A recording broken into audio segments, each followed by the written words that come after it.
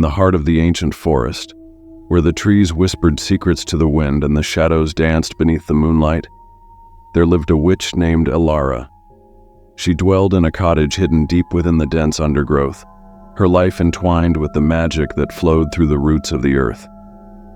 Elara was not like other witches. Her power was ancient, her knowledge vast and untamed. She was a keeper of secrets, a guardian of the old ways, her magic woven into the very fabric of the forest itself.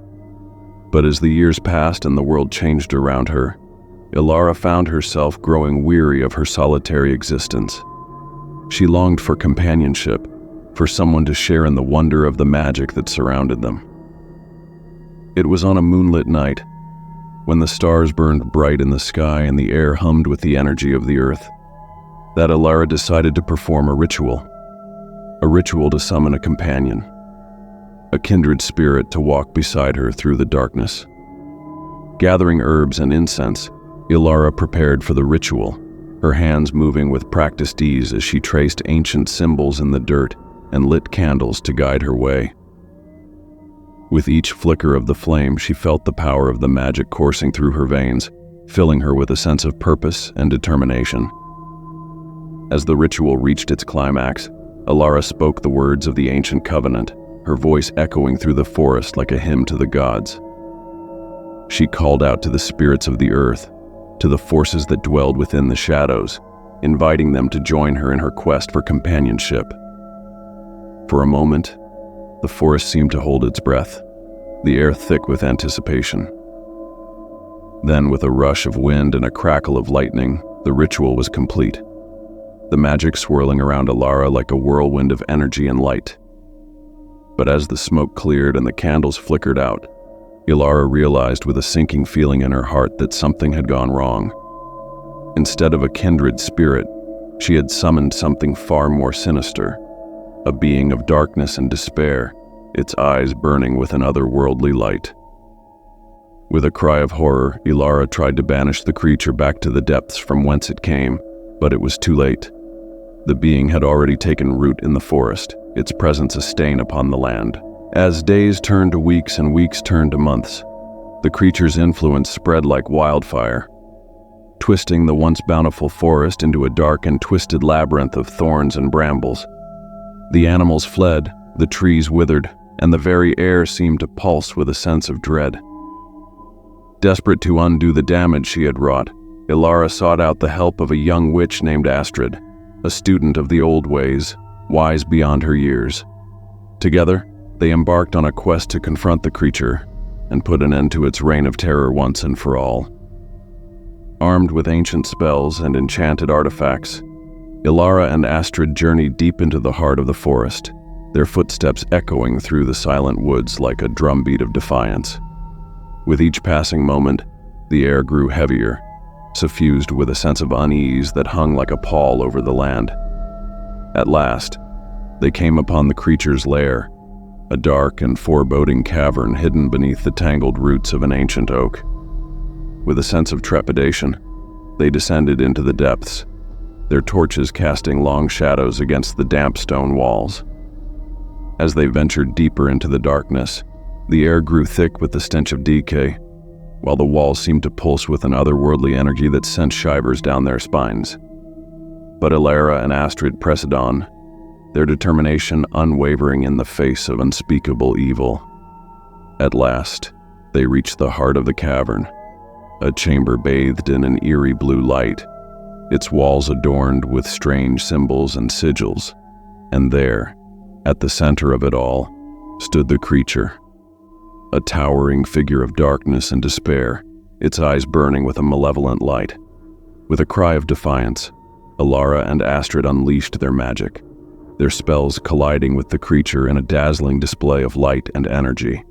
But the creature was powerful, its dark magic swirling around them like a tempest, threatening to consume them whole. In a desperate bid for victory, Elara called upon the spirits of the earth, channeling their energy into a final, devastating blow. With a blinding flash of light, the creature let out a deafening roar, its form crumbling to dust before their eyes. As the dust settled and the chamber fell silent, Alara and Astrid emerged victorious, their spirits bruised but unbroken. With the creature defeated, the forest began to stir once more, its ancient magic flowing freely through the land. And though the scars of their battle would linger for years to come, Alara and Astrid knew that they had saved the forest from certain destruction, their courage and determination a testament to the power of light in the face of darkness.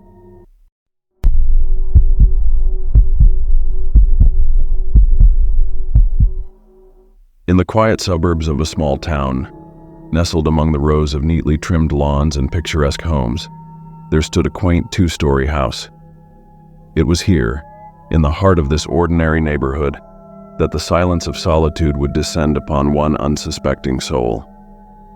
Mark Thompson was a young man in his mid-20s, whose life had taken a turn for the worse following a recent breakup. Alone in his thoughts and drowning in sorrow, he found himself retreating into the solace of his home, seeking refuge from the outside world. One evening, as the sun dipped below the horizon and darkness descended upon the sleepy neighborhood, Mark found himself alone in his house. His roommates had gone out for the night, leaving him to wallow in his misery in the comfort of his own solitude. As the hours passed and the night grew deeper, Mark's sense of isolation began to weigh heavily upon him. The silence of the house seemed to echo with the emptiness of his own heart, its creaking floorboards and distant whispers magnified in the absence of human company. With nothing but his thoughts to keep him company, Mark retreated to his room, hoping to find solace in the embrace of sleep. But as he lay in bed, the darkness seemed to press in around him, suffocating him with its oppressive weight. Unable to shake the feeling of unease that gnawed at his insides, Mark tossed and turned, his mind consumed by visions of shadowy figures lurking in the corners of his room. Each creak of the floorboards sent shivers down his spine, while every gust of wind rattled the windows like a ghostly whisper in the night. Desperate to escape the suffocating silence, Mark reached for his phone, hoping to drown out the darkness with the soft glow of a familiar screen. But as he scrolled through his messages, a chill swept through the air, and the phone slipped from his grasp, clattering to the floor below. Heart pounding in his chest, Mark reached out to retrieve his phone, his fingers trembling as they brushed against the cold tile. But as he glanced up, he froze. A figure stood in the doorway, bathed in the faint glow of the moonlight filtering through the curtains. For a moment, Mark's mind refused to register what he was seeing. The figure was tall and slender, its features obscured by the darkness that clung to its form. With a sinking feeling in the pit of his stomach, he realized that he was not alone in the house. Terror coursing through his veins, Mark stumbled backwards, his heart racing as he sought refuge from the unknown intruder. But as he turned to flee, the figure spoke, a voice soft and melodic, yet tinged with an otherworldly chill. "Mark," it whispered, its words echoing through the silent house like a funeral dirge. "You cannot hide from me. I am the darkness that lurks within your soul, the shadow that haunts your every waking moment." With each word, the figure drew closer, its presence suffocating him with its oppressive weight. As Mark backed away, his mind raced with thoughts of escape, yet the walls seemed to close in around him, trapping him within the confines of his own fear. Desperate for a way out, Mark's gaze fell upon the window, a glimmer of hope amidst the darkness that threatened to consume him. With a burst of adrenaline, he threw open the window, the cool night air washing over him like a wave of relief. But as he prepared to make his escape, a hand grasped his shoulder. A hand cold and clammy, its touch sending shivers down his spine. With a cry of terror, Mark turned to confront his assailant, only to find himself face to face with his own reflection. In that moment of clarity, the truth became clear. There was no intruder, no shadowy figure lurking in the darkness. The true horror lay within Mark himself, a manifestation of his own inner demons, brought to life by the solitude of his own mind. As the first light of dawn broke through the darkness, Mark emerged from the depths of his own despair, his spirit forever changed by the horrors he had witnessed. Though the scars of that fateful night would never fully heal, he knew that he had faced the darkness head-on and emerged victorious, a testament to the power of courage in the face of unspeakable evil. And so, as the sun rose over the quiet suburbs of the small town, Mark vowed to confront his demons with newfound strength, a reminder that even in the darkest of nights, the light of hope still shines bright. For in the end, it is not the shadows that define us, but the courage to face them with grace and resilience.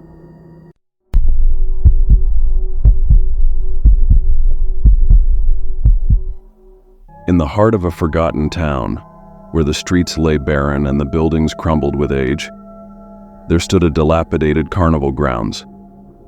Once a vibrant hub of laughter and joy, it now lay shrouded in darkness, its rides rusted, and its tents torn asunder by the passage of time. Among the remnants of the carnival, there lurked a presence, a malevolent force that whispered secrets too sinister to be spoken aloud. Few dared to venture near, for tales of the carnival spoke of horrors that defied explanation, of souls lost to the shadows that danced beneath the faded lights. Yet among those brave enough to tread the carnival's hallowed grounds was James, a curious soul with a hunger for adventure that burned bright within. Ignoring the warnings of locals, he ventured forth into the darkness, his footsteps echoing through the silent streets like a drumbeat of defiance. As James approached the carnival grounds, a chill swept through the air, sending shivers down his spine. The once vibrant tents lay tattered and torn, their colors faded, and their banners fluttering in the cold night breeze. Undeterred, James pressed on, his eyes drawn to the towering Ferris wheel that loomed in the distance like a sentinel of the past. With each step, the carnival seemed to come alive, its faded memories stirring from their slumber as if beckoning him closer. As he reached the base of the Ferris wheel, James felt a presence looming over him, a shadowy figure concealed within the darkness, its eyes burning with an unholy fire. With a trembling hand, he reached out to touch the rusted metal, his fingers tracing the grooves and ridges etched into its surface. But as he turned to leave, a voice called out from the shadows, a whisper so soft, it was almost lost amidst the wind. "Welcome," it hissed, its words dripping with malice. "Welcome to the Forgotten Carnival, where nightmares come to life and dreams fade to dust." James froze, his heart pounding in his chest, as he searched the darkness for the source of the voice.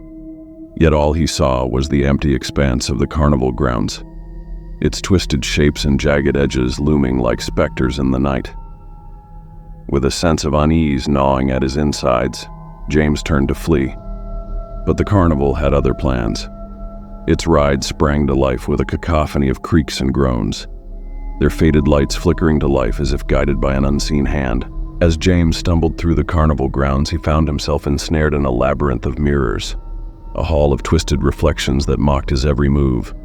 With each turn, the darkness closed in around him, its tendrils reaching out to drag him into the abyss.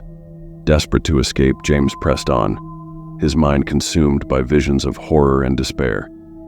Yet amidst the darkness, a faint glimmer of hope flickered within his soul, a memory of the light that still burned bright within. With every ounce of strength he could muster, James reached out to shatter the carnival's hold, his hand plunging into the darkness like a beacon of defiance. In that moment of sacrifice, the carnival shattered like glass, its twisted illusions fading into the night like echoes of a forgotten dream. As James emerged from the darkness, the town greeted him with open arms, its streets bathed in the gentle glow of dawn.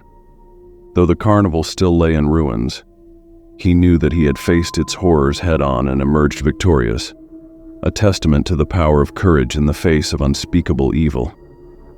And so, as the sun rose over the forgotten town, James vowed to share his story with the world, a reminder that even in the darkest of nights, the light of hope still shines bright. For in the end, it is not the shadows that define us, but the strength to face them with courage and grace.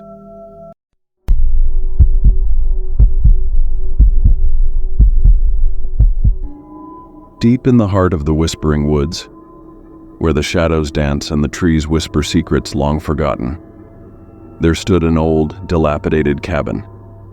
Its weathered boards creaked with the weight of time, and its windows, shattered and worn, seemed to stare out into the darkness with a haunted gaze. For years, the cabin had stood abandoned, a relic of a forgotten era lost amidst the tangled undergrowth of the forest. Few dared to venture near, for tales of the woods spoke of a darkness that clung to the air like a suffocating shroud. Among those who dared to tread the forest's edge was Emily, a young woman haunted by the ghosts of her past. Seeking solace amidst the whispering trees, she stumbled upon the cabin's crumbling facade, drawn by an inexplicable force she could not name. With each step, the forest seemed to close in around her, its twisted branches reaching out like skeletal fingers grasping for purchase. Yet Emily pressed on, driven by a curiosity she could not deny. As she crossed the cabin's threshold, a chill swept through the air, sending shivers down her spine. The interior was cloaked in darkness, illuminated only by the faint glow of moonlight filtering through the shattered windows. For a moment, Emily hesitated, her heart pounding in her chest as she listened to the rhythmic pulse of the forest beyond. But as the whispers grew louder, she felt a strange sense of calm wash over her, as if the woods themselves were beckoning her closer. With trembling hands, she reached out to explore the cabin's interior, her fingers tracing the rough-hewn walls and splintered floorboards. Yet with each passing moment, the darkness seemed to grow thicker, wrapping around her like a suffocating blanket. As Emily delved deeper into the cabin's depths, she stumbled upon a hidden trapdoor concealed beneath a frayed rug. Without hesitation, she lifted the latch, revealing a staircase that descended into the bowels of the earth below. With a sense of dread gnawing at her insides, Emily descended into the darkness, the sound of her footsteps echoing through the silent void. Below, she found herself in a cavernous chamber, its walls lined with shelves adorned with ancient tomes and crumbling artifacts. As she explored the chamber's depths, Emily's gaze fell upon a peculiar object tucked away in the corner, a mirror, its surface tarnished and cracked, yet gleaming with an otherworldly light. Drawn by an irresistible urge, Emily approached the mirror, her reflection staring back at her with hollow eyes. Yet as she reached out to touch its surface, the mirror rippled like water, revealing a twisted reflection of the world beyond. In that moment, Emily saw visions of the past, of a time long forgotten when the woods were teeming with life and the cabin echoed with laughter. Yet beneath the surface, a darkness lurked, its tendrils reaching out to ensnare all who dared to venture near. With each passing moment, the visions grew darker, twisting and contorting into a nightmarish tapestry of despair. Emily watched in horror as figures emerged from the shadows, their eyes burning with an unholy fire as they whispered secrets too terrible to be spoken aloud. Desperate to escape the darkness closing in around her, Emily turned to flee, but the mirror had other plans. Its surface rippled once more, trapping her within its suffocating embrace as the world beyond faded into darkness. For what felt like an eternity, Emily wandered through the mirror's twisted realm, her mind consumed by visions of horror and despair. Yet amidst the darkness, a faint glimmer of hope flickered within her soul, a reminder of the light that still burned bright within. With every ounce of strength she could muster, Emily reached out to shatter the mirror's hold, her hand plunging into its surface like a dagger through the heart. In that moment of sacrifice, the mirror shattered into 1,000 fractured pieces, releasing her from its suffocating grasp. As Emily emerged from the depths of the cabin, the forest greeted her with open arms, its whispered secrets fading into the wind like echoes of a forgotten dream. Though the darkness still lingered, she knew that she had faced it head-on and emerged victorious, a testament to the power of courage in the face of unspeakable evil. And so, as the moon cast its gentle glow upon the whispering woods, Emily vowed to share her story with the world, a reminder that even in the darkest of nights, the light of hope still shines bright. For in the end, it is not the shadows that define us, but the strength to face them with courage and grace.